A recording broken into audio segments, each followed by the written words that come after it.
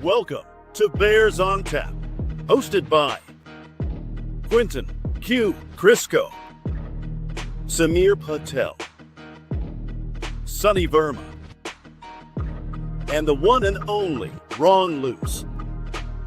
Bringing you all the news, analysis, and opinions on the charter franchise, Chicago Bears.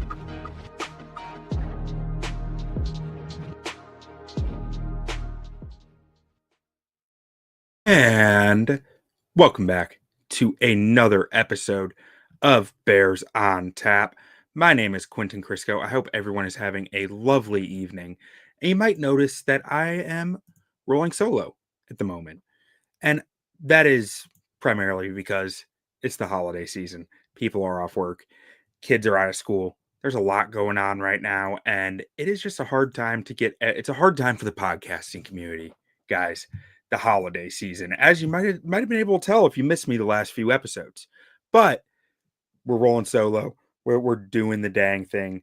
And if you'll excuse me 1 second while I'm trying to share this, and Twitter is just not being my friend at the moment. And typically I can get this done in the pre-show, but not this time around. All right, and we're back. So we're here to talk about Bears Lions, the Chicago Bears, your Chicago Bears, sitting atop the NFC North, already clinched it. A record of 11-5. They still have the number 2 seed on the line.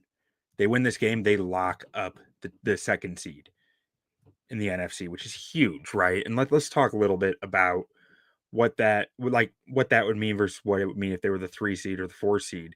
I think 3 seed is pretty much locked up at this point. I'm not 100% sure on that. But getting the 2 seed is so important. Because say that Seattle gets the 1 seed. Do you trust Sam Darnold? I don't trust Sam Darnold.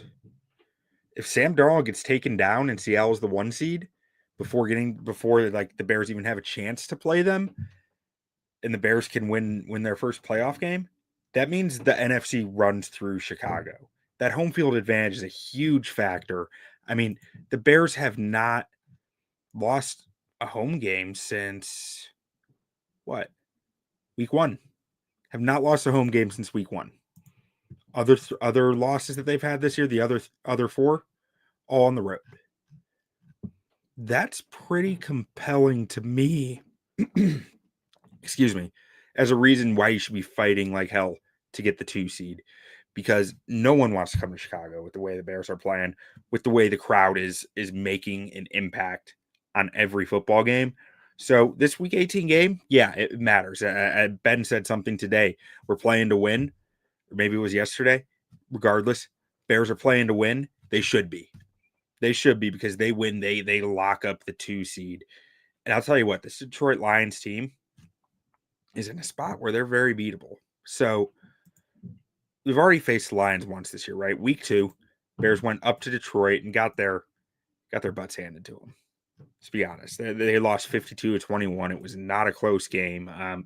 The Bears kept it close for the first quarter, basically.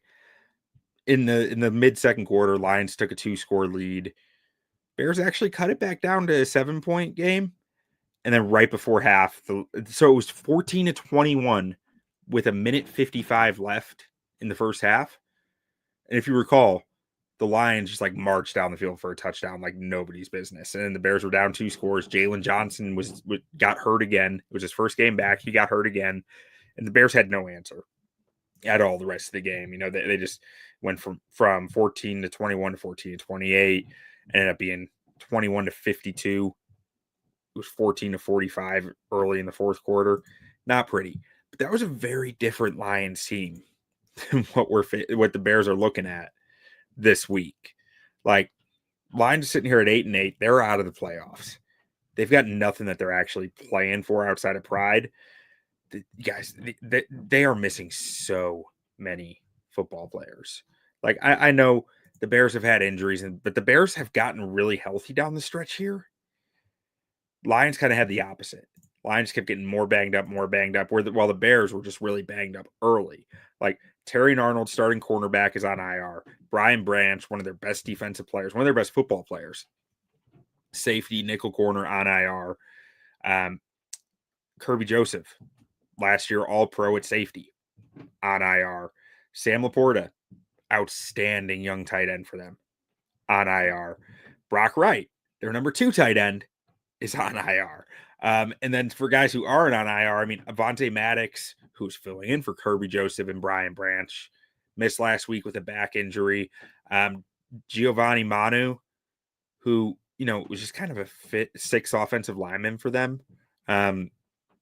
He's out with a knee injury. And why does that matter? It matters because Taylor Decker missed last week with an injury.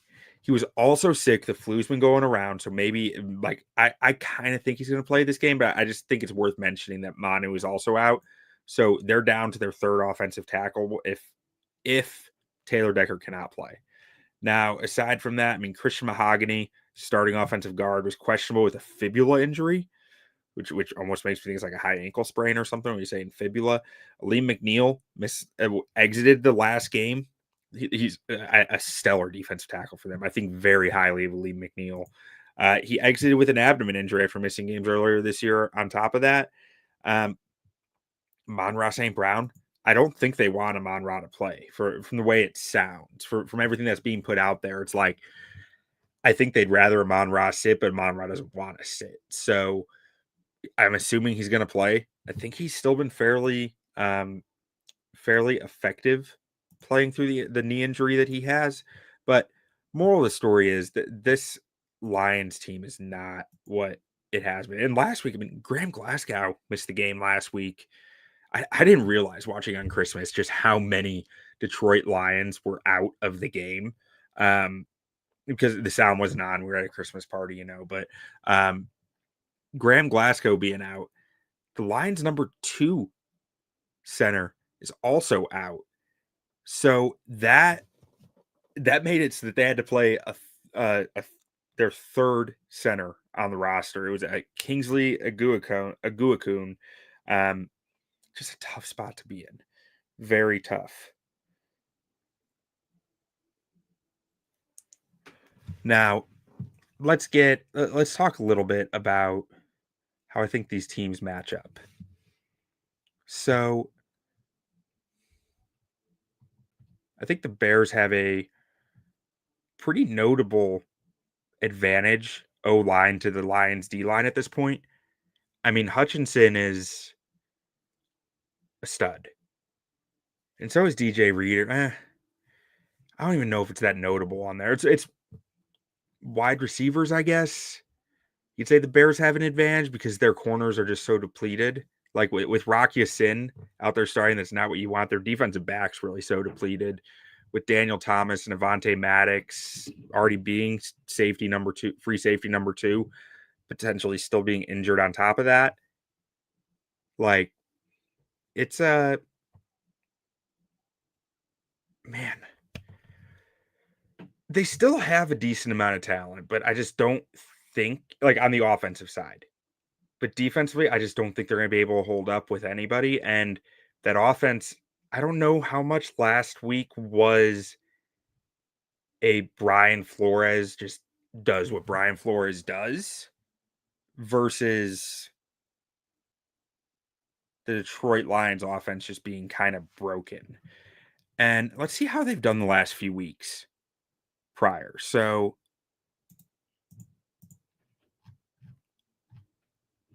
like they scored 24 against Pittsburgh the week before that, 34 against the Rams before that. Like they were in shootout mode since week 14 basically, or even week 12. Like they had to win in shootout fashion, and they were doing a decent job of it. At least in week 14 they did a decent job of it. 15 they lost, week 16 they lost, week 17 they couldn't figure out Brian Flores. I'm really interested to see how this Detroit offense looks this week because they were really down and out against Flores, but I think they're a much better team than that. And it's week 18. They've got nothing to play for, but I don't know. I think Dan Campbell's team is going to show up and really do that. They're going to come out and fight because that's what they do. But anyways, let's get to our first segment here. And we'll talk about the baddest men. The baddest man.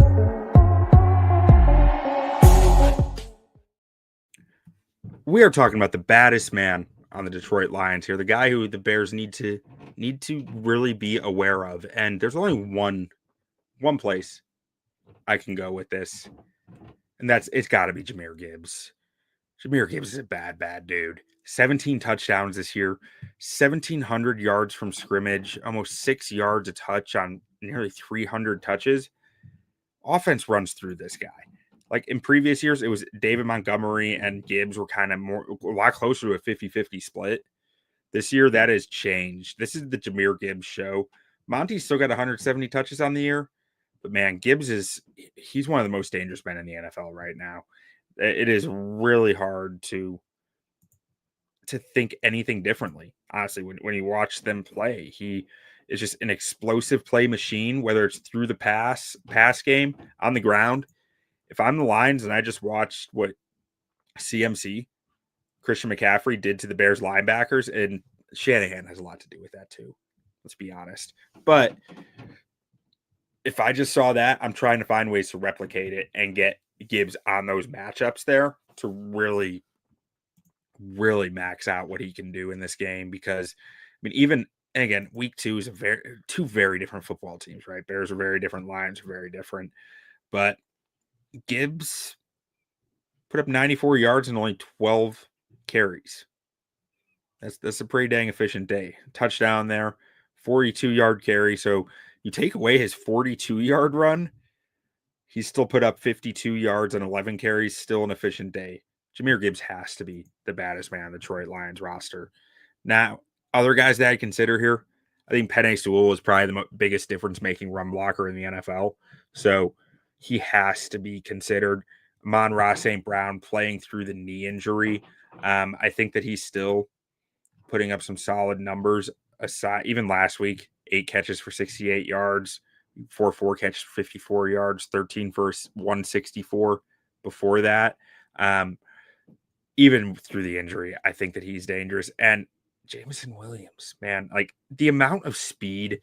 This is what I kept saying in the offseason. And every time I look at the Lions roster, I'm just like getting flashes of it. Like Ben Johnson loves speed. The Bears don't have speed right now. But like this is the offense that Ben Johnson built, right? And they drafted Jahmyr Gibbs highly. They drafted Jameson Williams highly. The Bears are gonna, like, this offseason, and this is off topic at this point, but I expect the Bears to go and add some speed to their roster somehow, some way this offseason. Because right now, like, whenever I say this to someone, they're like, Luther Burden ran a 4.4. To me, Burden is bursty and quick, but he's not speed. He's not the speed that keeps safeties awake at night. And that's what Jahmyr Gibbs and Jameson Williams are. They have the speed that is just like, if this guy gets a half a step on you, there's no making up for that, unless you have a safety over the top. Like, this Lions offense can put up points in a hurry because of the threat of that speed and forcing defenses to respect it. So ultimately, I could say the baddest man for the Lions offense is just speed. I'm going with Gibbs, but like, to me, it could just be speed. And in the comments, get Amy Small here saying, need Lions to beat the Bears. I need some more Bears fans in the comments here, guys, because I'm not sure why you need the Lions to beat the Bears. Unless you're like an Eagles fan, maybe a Rams. No, not Rams. That has to be a division winner. It's got to be Eagles. You got to be an Eagles fan if you're saying you need the Lions to beat the Bears. The Lions have no reason to need to win this game. Now, going on to the Bears, who's the baddest man on the Chicago Bears this week? I'm going to play the matchup game a little here. So, let's see who went off for them the last time these two teams played. How'd the Bears do? I mean, if anyone went off, like I said, they lost 21-52. But let's see. Swift had an efficient day. 12 carries for 63 yards.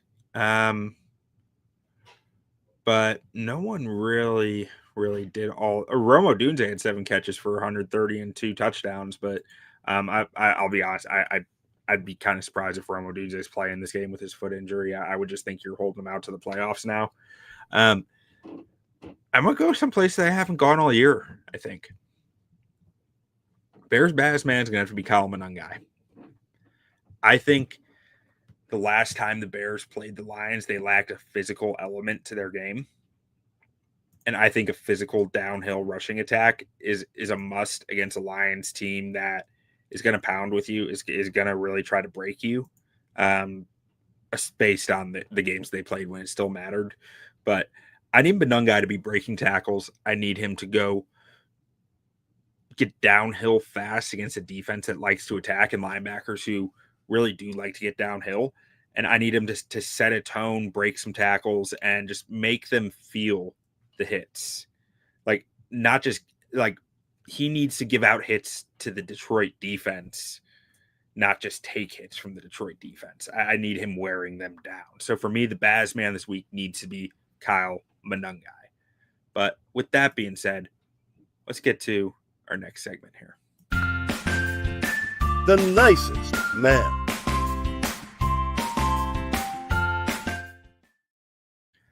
The nicest man. So this is a guy that the Lions are, might be kind of friendly with by the end of the game. They feel good about this guy. They're like, I'm okay with him. He's a good dude because he helped them out in that day. And to me, the guy here who scares me. Early in the year, this was a pretty popular pick for us on the nicest man. But as the year progressed, he took some big steps and really improved significantly. That's Nahshon Wright, and that's the guy I'm worried about potentially being the nicest man again in this game. I think he was my nicest man in this game in week 2. I'm just not.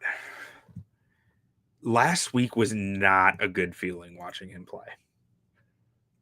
It was concerning because he looked more like he did early in the year, in my opinion. And that's not someplace you want to be. So PFF only marked him down in the first matchup for 1 target, 1 catch, 44 yards, and a touchdown. So not as bad as I'm remembering, but I don't know. He has a hamstring injury he's playing through. He had the flu last week as well.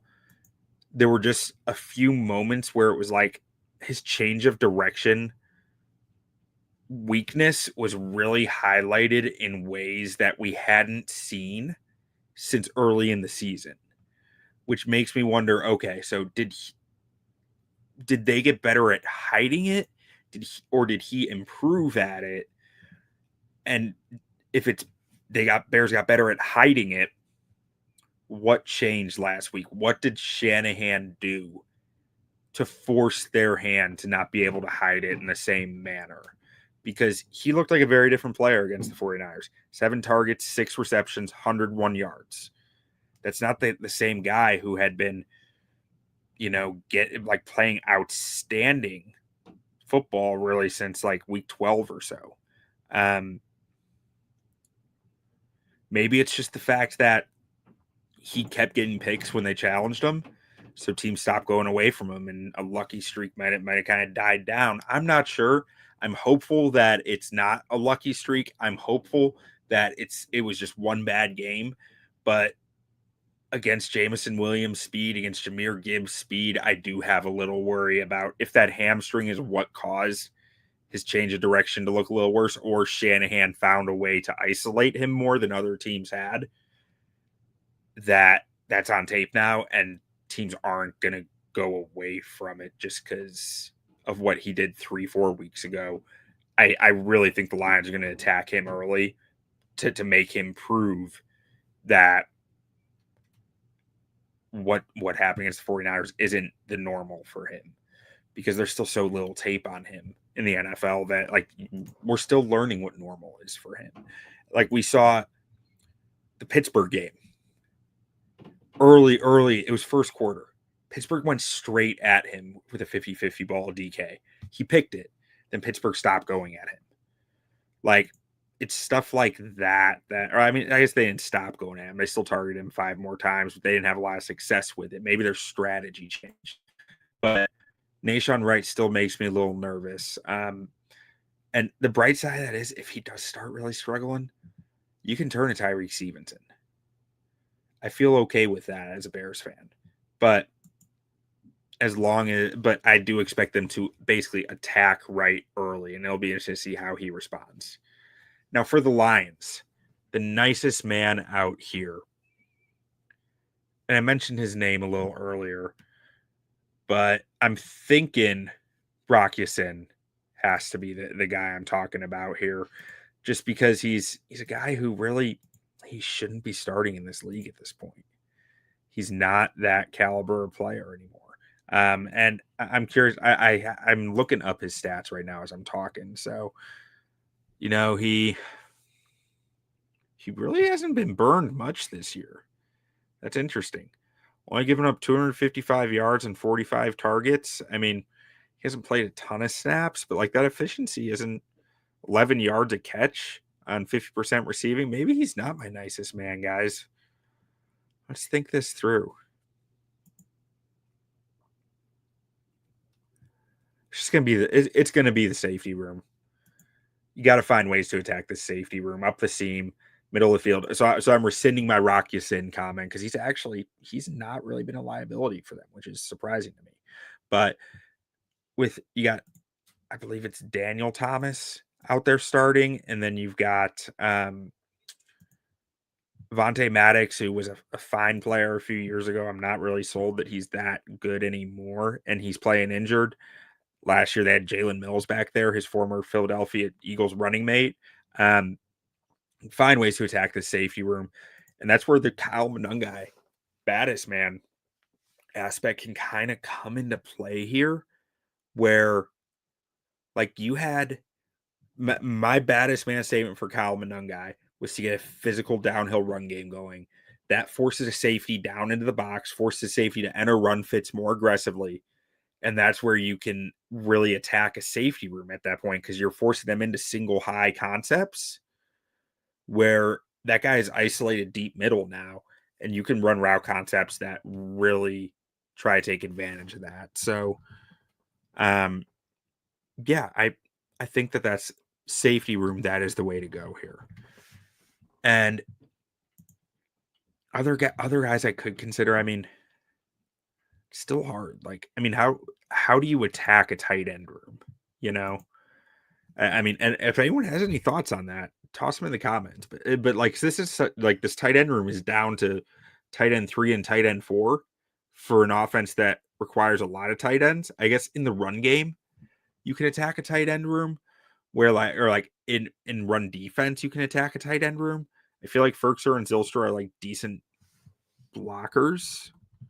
So I'm not sure if that's how do you attack a tight end room?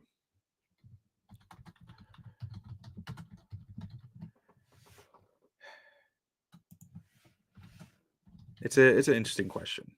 But anyways, let's take a look at some keys to victory before we close this thing out. Keys to victory.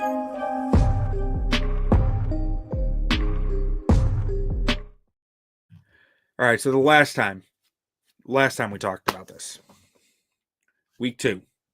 Here were our keys to victory in week 2. Number 1 was that Caleb Williams has to be a quarterback, not a running back. Because he led the team in rushing week 1. But he needed to, like in week 2, we thought he needed to do it through the air. This can't really be a key again, because I think this has been answered, right? We've seen that Caleb is doing it with his arm. I'm not concerned about him caring too much about running. Our key number 2 was to stop the Lions' run game without selling out. And this one, I think I'm going to stick with this one. This needs to be a key again, because I think this always needs to be a key against this iteration of the Detroit Lions. They want to get you to do what I was just saying. to pull your safeties out of coverage and down into the run fit. And that's how they become such a deadly play action team.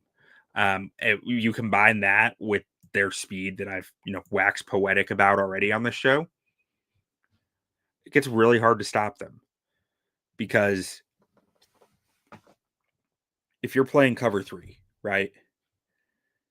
And say it's cover 3 buzz, where you have like Jaquan Brisker playing kind of the intermediate. There's like, you're starting too high. Jaquan Brisker's floating down to the like deep middle, or to the intermediate middle, and Kevin Byard's going up to the deep middle. And you've got Jameson Williams outside against Jalen Johnson. There's no safety help over the top on that.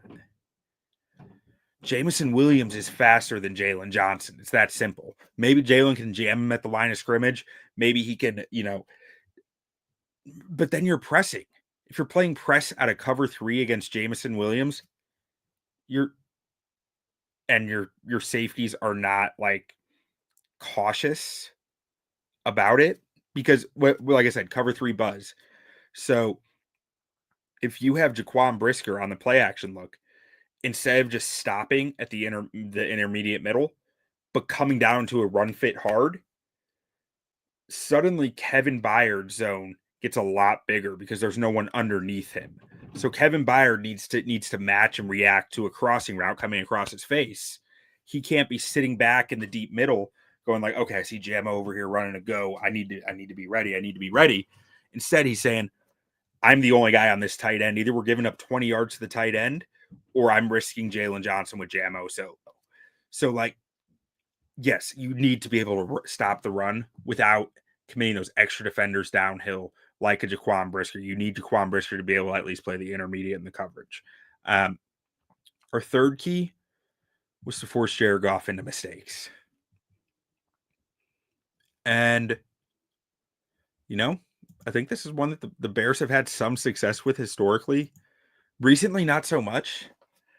But Jared Goff is a quarterback that you can get to give you the football at times. At least the Bears can. At Soldier Field, in the cold. Jared Goff's a California boy. He doesn't like this weather. He plays in a dome in Detroit. The hits hit a little harder out here.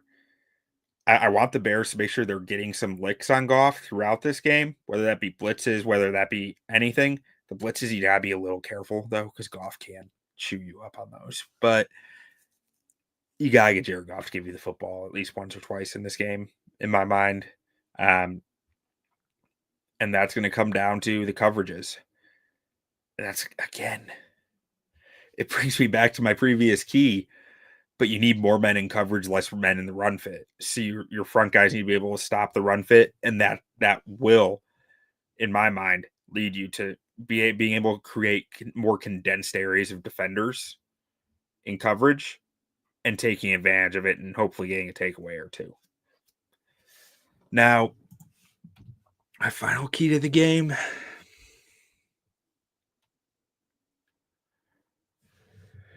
I need Caleb to do it again. I'm going with the easy one, but a fun one, and one that I think needs to be addressed more. I need Caleb to keep looking better and better in this offense. Maybe not better than last week, but at least on par. This Lions defense is decimated. There's no reason the Bears shouldn't be able to throw the football in this Lions defense. And I want Caleb to prove to me going into the playoffs that his command of this offense has just really gone to the next level. Because like when I look at his stats, I see that, he had a rough stretch statistically from like around like week 13, week 14, somewhere in there. Like he just wasn't completing very many passes. So I guess probably like week 10 following that Cincinnati game, so that New York Giants game, until really week 17 last week. I feel like Caleb did have some, I don't want to say a rough stretch, even though I already said that, but it didn't feel like he owned this offense to me. I felt like he had spurts of really nice stuff, but last week looked like he owned this offense through and through. He lived it. He lives and breathes the playbook. That's how last week looked to me. I want him to look like he lives and breathes the playbook again before going into the playoffs, because that would just give me so much confidence in this offense, in this team. It will give them so much confidence. I mean, if we even look at like a big one to me is that the last 3 games, his turnover worthy play rate has gone down significantly. His EPA per play has gone up significantly. His adjusted net yards per attempt has gone up significantly. Last 3 games have been really nice. And they've just been getting better and better statistically and visually. Like eye test, I think he's gotten better each of the last 3 weeks in different aspects. And I felt like this past game against 49ers was kind of where it all came together to be a really impressive package. I just don't. I look at this Lions defense. I don't see much reason why that can't be the case again. I think they still have some good players. I think DJ Reed's a good player. I think Aiden Hutchinson's a good player. I like DJ Reader and Tyleek Williams. I'm not sure Lee McNeil's going to be a big factor in this game after an abdominal injury that cost him the second half last week. Like I said early in the show, since the injuries have really hit Detroit, they've been shootout or bust. Caleb Williams is going to need to show up in this one for the Bears to be able to really take advantage of this opportunity to get the number 2 seed and have hopefully home field advantage throughout the playoffs. But guys, ultimately, I'm going to go with a somewhat high scoring game, but a bit of a lackluster effort from Detroit.